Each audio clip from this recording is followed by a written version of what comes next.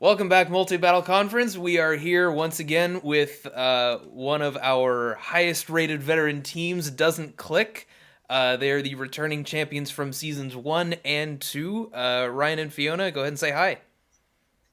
Hey guys, glad to be here. Thank you guys for having us on. Hello. All right, so we're going to go ahead and run through their draft real quick, and then we'll have them tell us a little bit about their team. So, these guys got the first pick overall in the draft. With that, they went with the Dragapult. When it came back to them, they picked the Urshifu Single Strike and the Volcarona.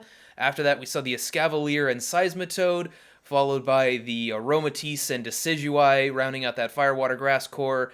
Their final B tier pick was the Gmax Toxtricity, and they rounded out their draft with a couple of D tiers in the Litten and the Sliggoo. I love Sliggoo. I'm not really sure if it's a good Pokemon, but I love that thing. So Ryan and Fiona, go ahead and tell us about your team. Fiona, I'm gonna let you take this one because I think you kind of piloted most of this. Yeah. Um, I think that our team has like a lot of diversity, and there's a lot of modes that we wanted a trick room mode and we wanted a fast mode. I think those are two things. Like I personally think that when you're drafting, you want to have a diverse draft and to have multiple game plans because it's really easy to just counter team per week because you know what your opponent's draft team is, so you can just text certain moves or certain plays for it to cover a certain thing, and you want to be diverse, and I think our draft does exactly what it is. Yeah, I mean, it was tough in the first spot, and I think we got a decent draft. I'm not very happy with it, but at the end of the day, it's a decent draft. So, I don't know. I'm looking forward to some of the pieces we have here. I don't want to reveal too much, obviously, but I am looking pretty forward to it. For sure, yeah. I mean, it definitely has the pieces to succeed in a lot of different situations. So I'm not really concerned about you guys not being able to do that. You've proven that you're one of the most consistently successful teams we've had. Yeah, So yeah. absolutely. All right, so we're gonna go right into the grading here. The first metric that we graded you on was drafting. We gave you guys a B for that. You guys were in the first overall pick. I think the Dragapult pick was fantastic. I think you picked two great S tiers with the Dragapult Urshifu combo there. I know you guys had to wait all the way back to Urshifu to grab the Urshifu there, but I think both those S tiers work so well with each other. Dragapult I think is so underrated. I think that's such a solid Pokemon that you guys chose first overall. Obviously, people know that it could be a very offensive Pokemon. It can even do things like set weather with the Dynamax, forms, and it gets Hydro Pump and Flamethrower, I believe, and all these other different ways to kind of do a lot of different things. Airstream, when you have such a fast Pokemon that can do such pivotal things on your team, it gives you a lot of versatility, but everybody knows it for that. But people like underestimate how much actual support moves it gets. It gets stuff like screens, it gets Thunder Wave, I believe. It gets a lot of things that, can really help your team in a pinch that just don't pigeonhole it to be like this offensive powerhouse that it needs to be all the time. And I think grabbing it first overall was really, really smart because it just allows you to, on a week to week basis, change things up and make your team just as deadly. Then I love that you guys picked Urshifu because it's just such an offensive powerhouse that you can pretty much throw it out there and it'll constantly get consistent damage out there. I think you have a lot of versatility in general with those first three picks. People obviously know the Volcarona from last year that we ran. It could switch between being redirection and being able to set up with like a quiver dance. But I believe that Urshifu also has types of versatility that aren't really as prevalent as it is on Dragapult and Volcarona, but in the variety and that you can use with its item. Things like Focus Sash, things like Choice Scarf or Choice Band, even like a Life Orb, really change the way completely that you can use Urshifu on a week to week basis. And each one is a threat. If you're not prepped for Scarf Urshifu, it could really ruin your day because you're getting strong, powerful attacks coming out from a Pokemon that you were expecting to outspeed, maybe. If it's carrying Choice Band, it's going to be a lot of damage that you're going to have to prep to try and calc a lot of these moves. And a lot of times, if you think it might be Focus Sash or something, it's going to be picking up KOs that you definitely didn't think it was going to be able to pick up. So I think while Urshifu's move pool might be a little bit static, it does offer a decent amount of versatility with those three picks, and I think those three picks in general will just work really well with each other. And then as we move down the board, I think that you guys have a very strong and capable Trick Room mode. You guys have obviously we're able to get a Fire Water Grass core, the Fairy Steel Dragon core, so you were able to put two cores together there. The really what hurt you guys in the draft wasn't necessarily the Pokemon that you picked, but how many times four weaknesses that you guys had. Urshifu is obviously times 4 weak to Fairy, Volcarona to Rock, Escavalier to Fire, Seismitoad to Grass, and Toxtricity to Ground. So a lot of the times, it just in draft formats, you can just tack on these little coverage moves that can really do a decent amount of damage to some of these Pokemon. So while we like the draft overall, we couldn't help but notice something like that and kind of ding you a little bit for it. Also, the Seismitoad was kind of I don't want to say it was a head scratcher. We understood what you were going for with the typing and with the trying to fill out the Fire Water Grass core and just the role that it played. But somewhat of a subpar pick. I'm sure there was other things that probably were better originally on the board, but might have been something that you might have been forced to pick up later. So the Seismitoad was still something a little bit of a head scratcher. And then honestly, a little bit with the Decidueye too. Decidueye could be a little bit underexplored for being a C tier Pokemon, and it could still do decent stuff. I think it gets Poltergeist now. It gets a couple other things, so it could be decent, but still, it's not the ideal Fire Water Grass core that you're looking for. The Fire type is really what makes it, but the other two could be a little bit lackluster. Overall, we thought it was a really solid draft. A couple of spots that you might have missed a little bit, but still good enough to get you a B for draft. All right. Moving on to Synergy, we bumped you up to a B plus. There are definitely some really good things about this draft Synergy. I think the first one being the combination of Dragapult and Urshifu. This is pretty similar to the Thunderous Urshifu combo that we're seeing on the Patch Rats draft. It's a lot of the time I can see this. I can see you doing a bunch of different things, but one of the most obvious things is using Dragapult as a max Airstream sweeper and Urshifu just benefiting from those speed boosts and blowing things up with Close Combat and Wicked Blow. And much like the Thunderous and Urshifu combo on the Patch Rats team, this one's also pretty Intimidate proof. Dragapult being completely Intimidate proof, and then Urshifu most of the time wanting to go for those Wicked Blows, so the guaranteed crit's going to ignore that, obviously. Of course, you can still lower its attack stat for all of its other attacks, which is mostly going to be Close Combat to Sucker Punch, but it does have some decent coverage as well. You also have the Fire Water Grass core in Volcarona, Seismitoad, and Decidueye. That's one of the main type cores that we're looking for. My only complaint about this is kind of something Anthony touched on. It seems like a little bit of a subpar Fire Water Grass core, because the Seismitoad seems like kind of a mid to low range B tier, and then the Decidueye I think actually has some value for being a C tier, but it is it's in C tier for a reason. I think in an ideal Fire Water Grass core, a lot of the one of the big things we look for is for each individual member to have as good of a balance as possible between offense, defense, and speed, so that they can be kind of a little bit more versatile in the way that they work together and support each other. I think that's definitely true of Volcarona. I'm not seeing that as much with the Seismitoad and Decidueye. It seems a little bit underwhelming to me. It's hard to see how good they're going to be at forming a really, really solid core between these three. We also saw the Fairy Dragon Steel core between the Dragapult, Escavalier, and Aromatisse. I think these individual members of this core are overall better than your Fire Water Grass core. I really like these three individual members a lot. We've got some experience with Escavalier and Aromatisse in draft as well.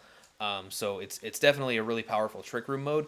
The only weird thing is I'm not sure how well they're going to work together because the Escavalier and Aromatisse are clearly that Trick Room duo, and they're really going to need Trick Room in order to optimize their ability to blow through teams. And the Dragapult, of course, Trick Room is the last place it wants to be. So I'm wondering how they may or may not end up functioning together. But you do have these type cores. They're obviously gonna they're gonna put in some work. I'm not 100% sure of how much, but there's definitely some big offensive combos here. I like the way that the Gmax Toxtricity works here. One of the things we like to mention is when there's a fire water grass core accompanied by a powerful electric type. It's not as essential as any of the fire, water, or grass types, but it's kind of a nice cherry on top to have with that core. So uh, cores ranging from good to decent, and then some good offensive combos as well. So we give you a B plus there. For the threat level, we also gave you a B plus. We got some really good stuff here overall. As Matt said, the Dragapult Urshifu mode is just a really bread and butter type of mode that you can consistently run. Very few things are going to outspeed Dragapult, and very few things wants to go against +1 speed, choice band Urshifu as well. So that's a really consistent mode that you can kind of almost just beat the opponent into submission a lot of the times, at least their front line, and then use the Pokemon and versatility that you have in the back to kind of just clean up a little bit. Stuff like Volcarona is very good in these situations because of its, it has a good stat distribution overall as far as like having decent bulk in the special defense stat, good speed and good special attack. Overall, it can just come in and just doesn't even really need to boost. Matt and I kind of know that it can come in and do some decent damage overall. Things like a Scavalier and Aromatisse with the proper support can get going and really start just destroying things overall because we know from experience with using a Scavalier, it's a fantastic Pokemon in Trick Room, one that absolutely needs to be respected. And it gets great coverage, stuff like close combat. I believe it's Stomping Tantrum or High Horsepower. I think it's Stomping Tantrum. Drill right? Run. Drill Run, yeah. The third one that I would have thought. But ground type coverage, obviously, it gets stuff like Mega Horn, which is a little bit risky, but man, it hits like a truck. We use that a few times, and we used it in Gravity, but it's when it hits, man, it hits hard. So just in general, you have very threatening things. The Volcarona has the ability to set up Quiver Dance as well, without even having to, without necessarily needing too much support because it's so fast that we kind of we were comfortable using it in getting the special defense up, and it immediately makes it bulky, so it can usually take a hit until it goes off. So I think as well the Toxtricity Gmax we saw has been decent in drafts. Stuff like Choice Scarf or Choice Specs can really do some good damage if you're just launching, things like Overdrive and stuff like that. It's good consistent damage. So overall, we liked it. The couple of the issues that we have is that there are some Pokemon that are a little bit lackluster, like the Seismitoad, like the Decidueye. Aromatisse is a little bit more supportive. So while your threats are still very, very good, there are things that it's a little bit tough to see where the offense is coming from, but also where the support is coming from too. So particularly the Seismitoad and the Decidueye. Are you going to use those as support? And if you aren't, their offense might be a little bit lackluster or outside of its coverage or particular typing that might be beneficial in a specific matchup.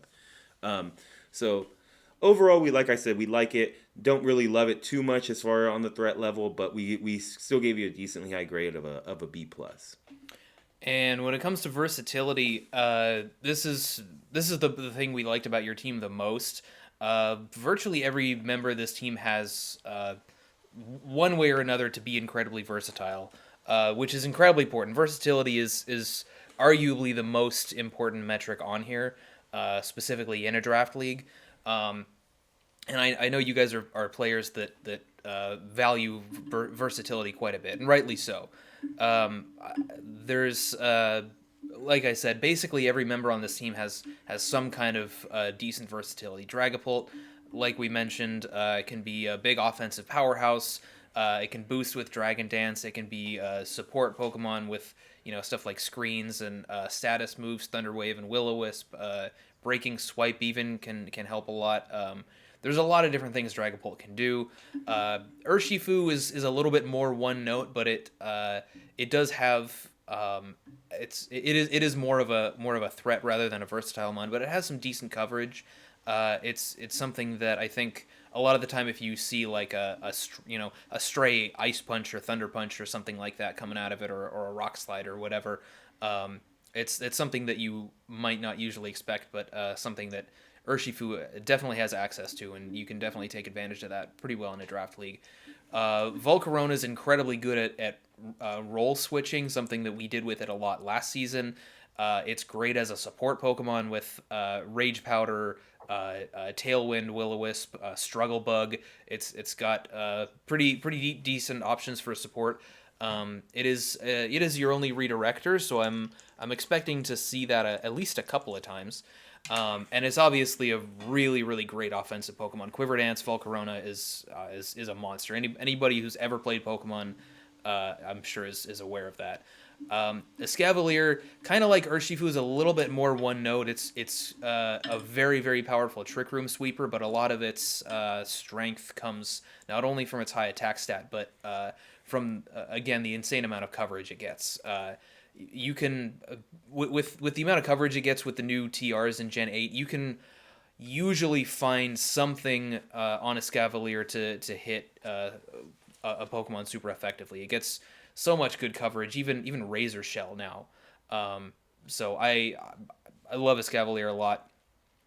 You can use it to sweep against many different teams, so it's very versatile there. Great move pool. Seismitoad is a little bit it can do a lot of different things. We're not confident that it can do any of them particularly well. It can be a Swift Swim sweeper. I don't see a whole lot of ways you can set up Rain with this team except for maybe Max Geyser on Dragapult. But it can be a Rain sweeper. It can be physical or special. It has usable move pools for either one. It can also be just a bulky utility kind of Pokemon, maybe slap an Assault Vest or a Berry on it. You can use it for speed control with Icy Wind. If it's just going to sit there and take hits, it can get some good speed control off. Even it's one of the few Pokemon that has access to Gastro Acid, so if there's something, a really big threat on the opposing team that has an ability that it really relies on, you can toss that on there just to neuter it. Aromatisse is an incredibly versatile support Pokemon. It has a huge amount of supportive moves, especially which it does. It can do especially well with those with that 29 base speed. It gets screens, I guess. I'm pretty sure, and then stuff like Charm, Heal Pulse. I would say Ally Switch, but can't use that here. Use that, yeah. Even Decidueye is a little bit versatile itself. It can kind of like Seismitoad. It's not going to be super good at whatever it's doing, but it can be a bulky attacker at least. You have the option to go physical or special. Although I believe its physical move pool's a little bit deeper. You could also use it for as a Swords Dance Max Airstream Sweeper. Toxtricity even has a little bit of versatility, kind of like the Urshifu. Its versatility comes more from the item that you want to put on it. I think both the Urshifu and the Toxtricity can benefit from some surprise choice items or a surprise focus sash or even a life orb. So you have a lot of different options for that, even if both of those are pretty straightforward attackers. So. And then, of course, you have your D tiers there, which are probably not incredibly versatile, but that's okay. Most people don't expect to bring their D and E tiers that much anyway. So, but lots of versatility on this team, even for a lot of these Pokemon that seem a little bit more one note. So we gave you an A- there, which results in an overall B+ for your overall draft grade. So going into the pros real quick, a lot of this we kind of went over already. But the trick room mode While they may only be a couple of Pokemon, the Aromatisse and the Escavalier that are kind of the highlights of it. It might be minimal, but extremely effective. We know this. We've had both of these Pokemon before. Um, I feel that every team that has had Escavalier has just consistently had a very, very threatening Trick Room mode. We saw that with the Talonflames last season, that the Escavalier was such a threat to just be in Trick Room and doing a lot of damage. It was, with us, it's consistently gotten pretty good kills. I think it was like one of our top kill getters a couple seasons back. So just with its coverage, its high attack stat, its extremely low speed, it's really, really good and it can be extremely effective. So I think your Trick Room mode is extremely effective and will keep teams in check. And I think probably the best thing about it is while your team obviously wants to go really fast, you have the ability to slow it down a lot. So you kind of deter teams from leading with the Trick Room mode because they might want to get rid of something like an Escavalier when it's not in a comfortable position, such as when it's out of Trick Room or doesn't have redirection or something of the sort. So having being able to put that up is gonna be able to deter a lot of people from just going straight Trick Room on you, which might be something that Dragapult and Urshifu don't really want to see a lot of. So having that effective Trick Room mode, I think, is going to be really good. Your S tiers, obviously, extremely strong, extremely synergistic, are able to ignore important stat drops for the most part, as far as the Urshifu being able to just hit crits, even through Intimidate. And then Dragapult, just with Clear Body, doesn't get any stat drops at all, basically. So I think having those two S tiers that give you such a hard mode to beat and a good bread and butter mode, that every team more or less is going to have to prep for that, and that's going to make teams very static in the leads that they have to lead against you, because nobody wants to get rolled by that mode, and if you don't prep for it, you will get rolled by it. So I think grabbing those two S tiers is just going to be fantastic for you guys, because if probably the worst thing that you can do against two players like you guys, where you guys love having versatility and different win cons on a week to week basis, is go up against you with a very static lead. And if you're able to force that consistently, you're going to get a lot of wins. And then the last pro is the versatility in the top picks, as we've talked about before. These top three picks, the Dragapult, the Urshifu, and the Volcarona, and to an extent the Escavalier too, but really those three are just going to be able to provide you with so much support. Volcarona being able to redirect fairy type attacks from two Pokemon that are very weak to fairy, Urshifu in particular. That's going to be a big boon, especially because a lot of these fairy threats tend to be on the special attacking side. So, obviously Volcarona has a nice thick special defense. It's going to help you guys a lot. And then Volcarona also has the versatility of being able to set up. It has good coverage with the bug, grass, and has fire as well. I'm sorry, fire and bug, and then grass as well. And then Dragapult in general. I think people really underestimate the deep supportive move pool that it gets, and being able to both can be backbreaking. A supportive Dragapult absolutely can break the backs of teams that are trying to prep for it, and then Urshifu just comes in and with the help of Dragapult it rolls everything. So I think those three particular Pokemon are just gonna give you guys so much versatility and huge threats, and I'm frankly really excited to see what you guys are gonna be able to do with them in your guys' hands. I do definitely consider Escavalier one of the top Yeah. picks. Yeah. I mean, it's a very high value B tier, Mm-hmm. so it's yeah. As for your cons, I kind of touched on this when I was going over your synergy. Your type cores are there, but they seem a little bit underwhelming or a little bit lacking in the synergy that we see from other type cores. It's mainly that Seismitoad and the Decidueye that seem a little bit lackluster in the Firewater Grass core. And then, of course, the Dragapult, Escavalier, Aromatisse. We like all three of those Pokemon a lot. And having that kind of floors and ceilings strategy with the super slow Escavalier and Aromatisse and the super fast Dragapult is definitely good. It makes your opponent prep for really extreme speed stats. I'm just a little bit concerned about how they might work together, considering that their speed stats are so different. And then the second con we have is your redirection. The only redirection you have is that rage powder coming out of the Volcarona, which can be a little bit concerning if there's a strategy your opponent's going with that really needs to get around redirection. Something like a self-hitting strategy, like beat up justified stuff, or Aqua Jet into Steam Engine, or any priority move into weakness policy, really. So that's they can just slap a safety goggles on it and get around that if they really need to, or goggles onto anything that they really don't want getting redirected. So, which you can't really do when your opponent has follow me. So, it is a little bit of a weakness there. It means that you can't really rely on redirection as much. You have to rely on some of your other strategies, other kinds of support, or just offensive synergy. And the last con is that you guys ended up drafting 5 Pokemon that have 4 times weaknesses. There is that Urshifu, Volcarona, Escavalier, Seismitoad, and Toxtricity, which is a little bit shaky in draft because your opponents know exactly which 10 Pokemon you have available to you. So you can very often just take a mon that your opponent has that has a 4 times weakness and go, oh well, they're running Toxtricity, might as well toss a Stomping Tantrum on this thing, or they have an Urshifu, might as well tech a Dazzling Gleam over here. It's really easy to do that in a draft league, especially for opponents that have more versatile teams themselves.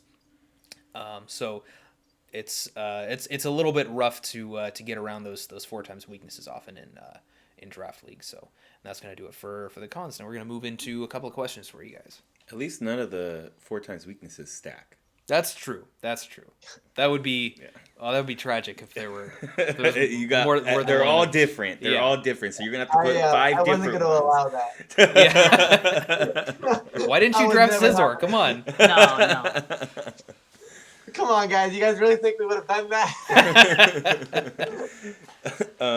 So for the first question, we were going to ask about your redirection in general. Obviously, Matt hit on it a little bit. Are you scared of a random safety goggles just kind of ruining your plan when, only having that as your redirection? Or do you feel that maybe redirection might not be as important this time around, and you have other options that you can deal with it? I personally, I'm going to answer this one if Fiona doesn't mind. I mean, to me, the redirection is nice, and I like the fact that, yes, if you want to get around it, you have to put a safety goggles on, right? And you guys, I know a lot were saying that, it's a draft league, right? And the opponent, they can see everything we have and prep for it. But at the same time, we can see everything they have and prep right back, right? Mm-hmm. And I know when me and Fiona look at teams, we look at literally every possible thing that they could possibly do to us, right? So we're able to actually take care of, I think, cover most of it, right? Like if they go, if we can expect the goggles here, we can kind of get around that as well. And the point that you guys touched upon with the whole beat up strategies and the self-procking stuff like that, I think we're fine with. I think the only one that really would scare us is Colossal. And I don't think we're bringing a Volcarona versus a Colossal anyways. Yeah, very much true. And I don't know if Colossal is as strong in this format as it might be in like VGC, because every team that has had it, even with good support, just hasn't been able to do very well with it. So probably no worries on that end. Excuse me. It is something that's easier to hard prep against. Yeah. It's got 2 of those 4 times weaknesses, so you got a lot of ways to blow it up. Yeah, exactly. The next question we were going to ask is that you guys had the number 1 overall pick. Not many people in general, whether you play fantasy sports or whatever it is, get a number 1 overall pick. I've actually played fantasy football for over 15 years and have probably gotten the number 1 overall pick maybe 1 or 2 times across a lot of leagues and a lot of years playing.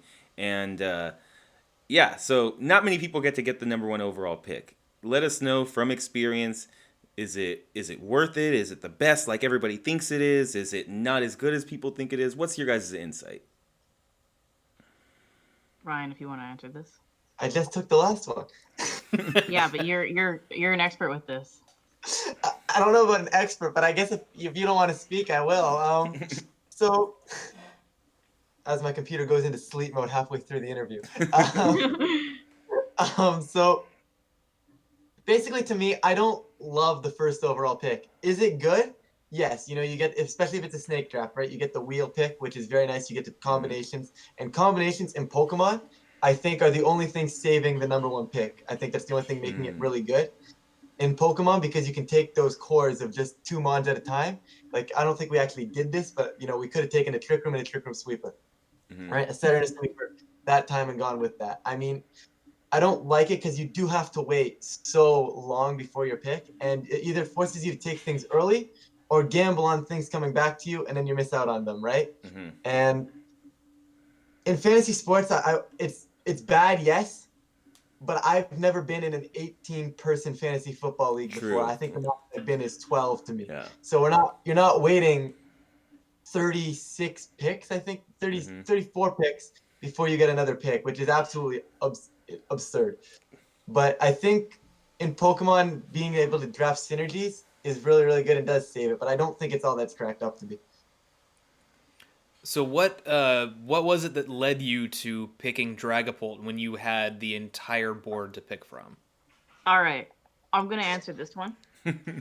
I think Dragapult, in VGC specifically, has a lot of diversity in itself. Like the fact that it has an offensive sweeper set, a special set, a physical set, a support set. I think that would be very good in a draft format. And a lot of people will be very scared of certain things, and it's really hard to prep for it. So I think with Dragapult, you can combine it with a lot of good different synergies, because we are obviously, when we picked it, we weren't going to be picking for a while. So I figured Dragapult was a good one to start with, since it can just pair well with a lot of things. I think that's fair. Yeah, if you have the first overall pick, you need something versatile that fits with a lot of other stuff, because you don't know what's going to be there when it gets back to you. Yeah, that's why I love Pokemon like Togekiss, like Dragapult, like Tapu Fini, like our beloved Mew, things that just can consistently, even things like Grimmsnarl now, like I've come around to, because it can do so many things.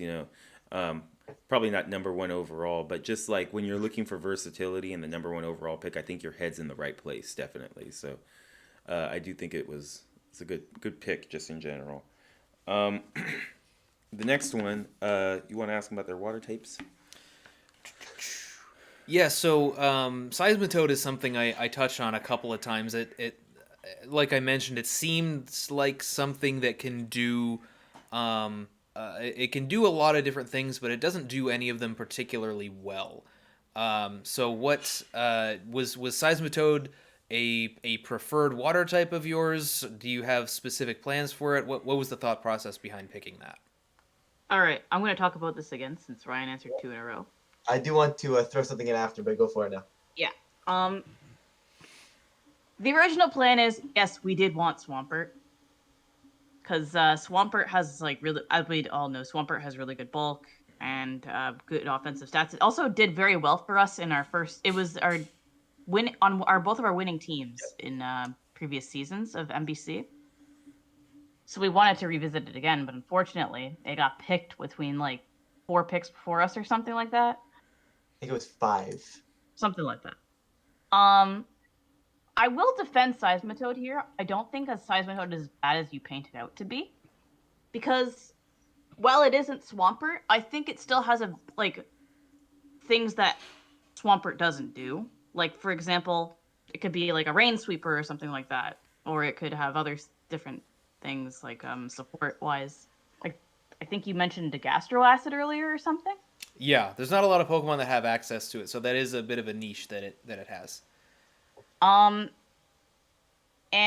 we actually drafted it. I believe it was first Sword and Shield multi-battle conference.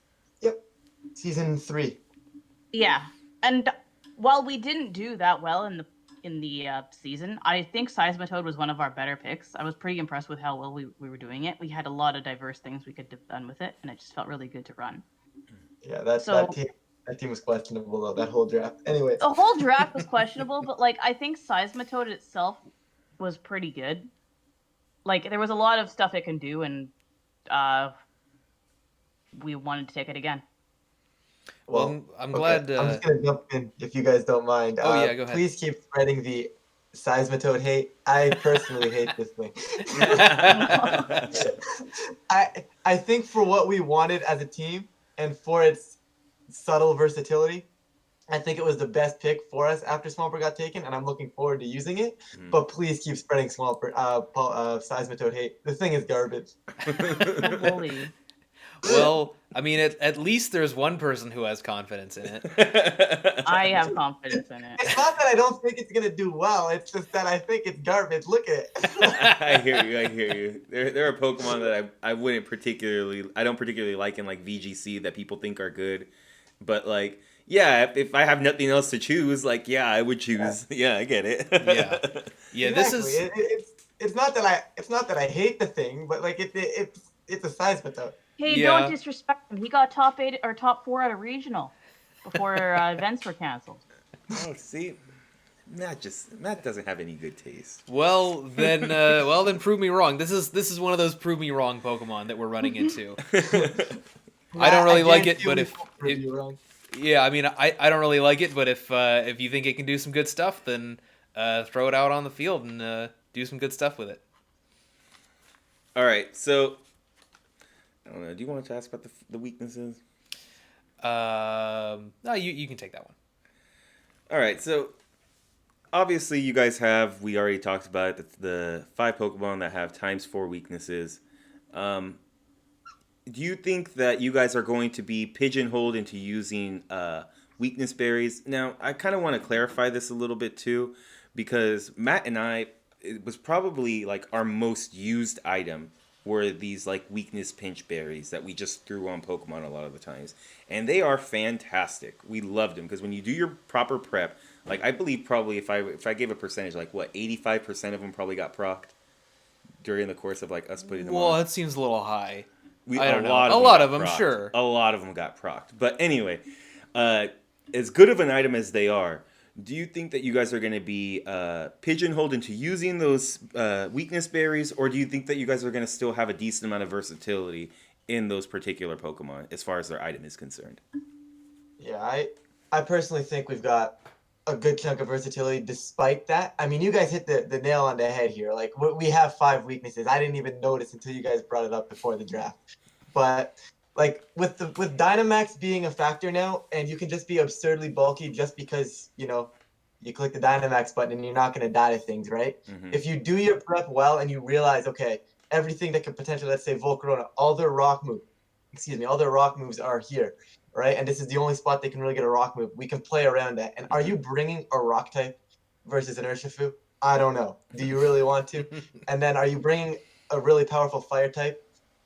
Okay, fire type's a bad example because Volcarona does not switch into that well. But are you bringing things that are just covered by our other powerhouses on the team? Right? Are you bringing a grass type versus a Volcarona, a potential Airstream Dragapult, and a Scavalier? Yeah. Are you bringing a grass type versus that? I don't think so. So it's going to have to be attack. And I don't know. I'm a big believer in damage calcs. And I think I can calc to make anything live. So...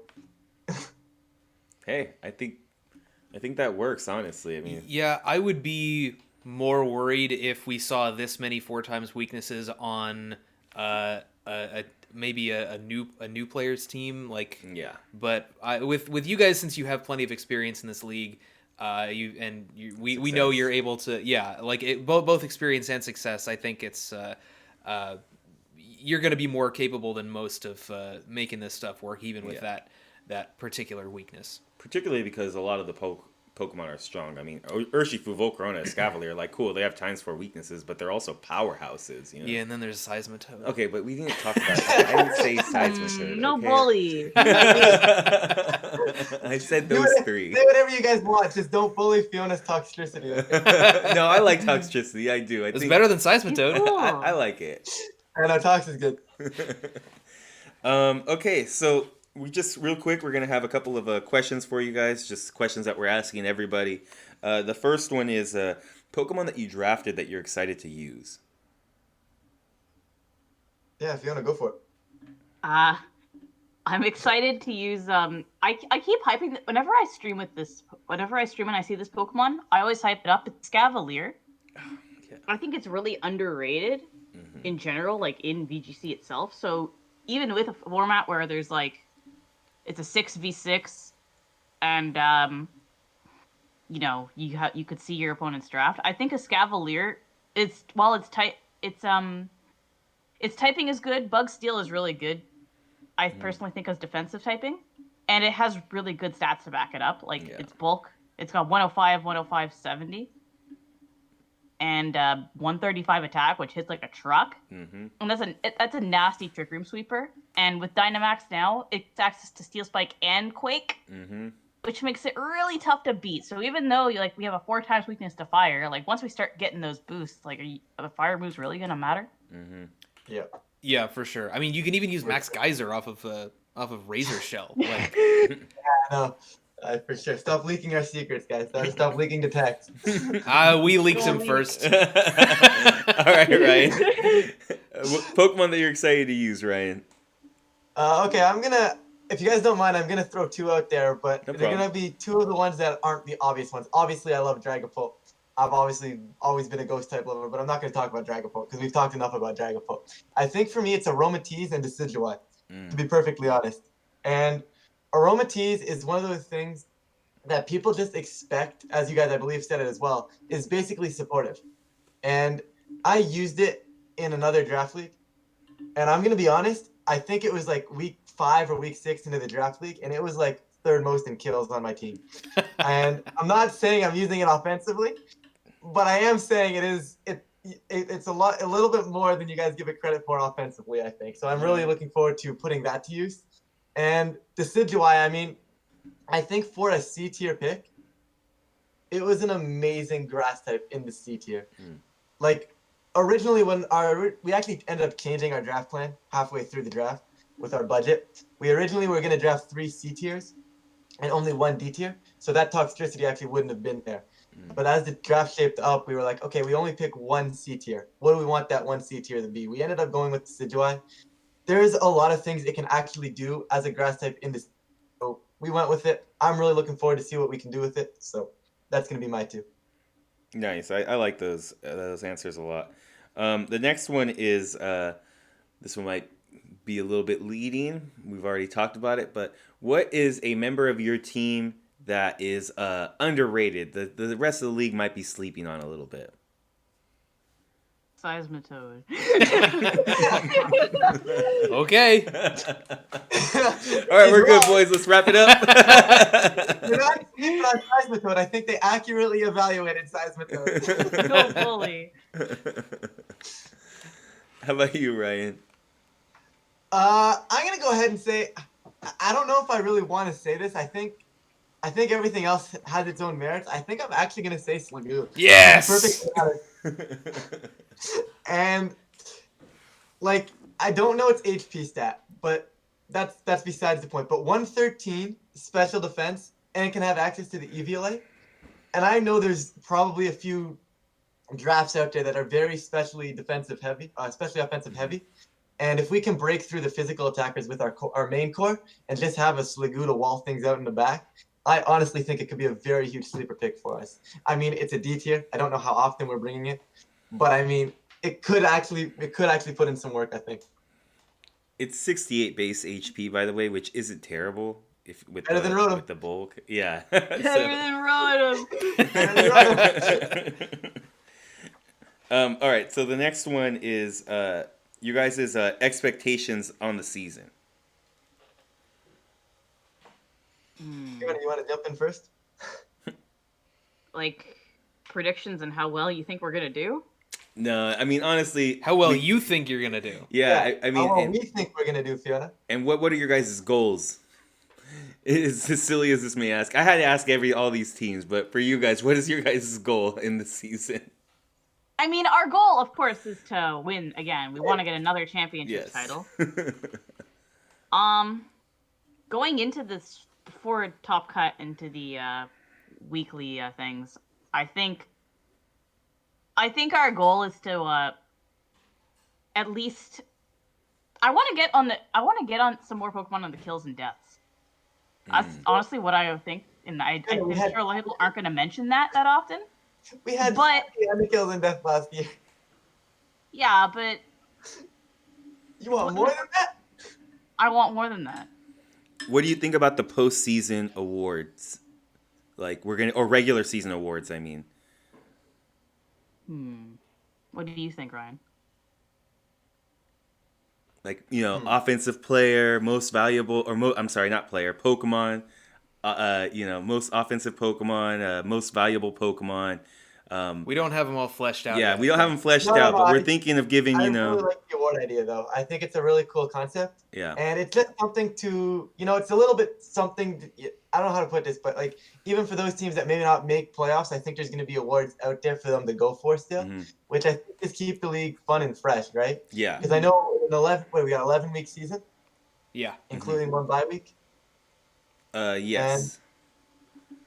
And to me, that could get dragged out, especially if you have a really rough start and maybe go like 0-4, because you don't want to say someone's going to go 0-4, but at the end of the day, someone's probably going to start 0-3, 0-4.